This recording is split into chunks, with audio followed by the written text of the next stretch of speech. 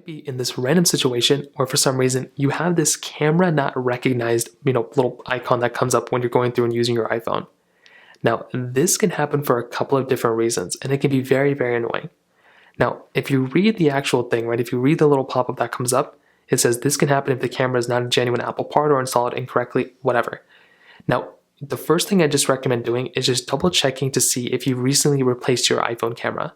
If you have recently replaced your iPhone camera, you might have to go through and just send it back into Apple, have them repair it. If it was a third party, person who did it, they may have to go through and repair it because, if they're not using genuine Apple products, you're going to get that pop-up.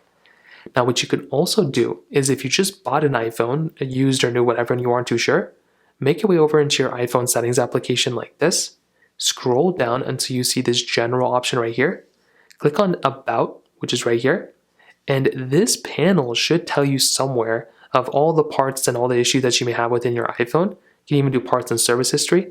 And if there were any replacements of your device, if there's any genuine or non-genuine parts or repairs that were done to your iPhone, you should probably be able to see that type of information here. Same thing kind of goes here as well.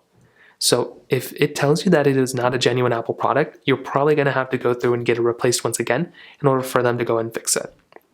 Now, if that still doesn't work, let's say it was a glitch or let's say it's a brand new iPhone giving you that issue, you can always try updating your iPhone. So make your way back into your iPhone settings application just like this. You want to scroll down until you see General, which is right here. And then you want to click on Software Update. And all we're going to want to do is basically just see if there's an update available for your iPhone. If there is an update available, all you're going to have to do is just update your device. And that can probably end up fixing the problem for a lot of people as well. So those are a few different ways of going about fixing it. If you have any other thoughts or questions, please let me know in the comment section below. Hit the like button, that will mean so much, but definitely hit that subscribe button. More importantly than everything else, I love every single one of you guys. Hopefully I'll catch you guys in the next video. Peace out, till then.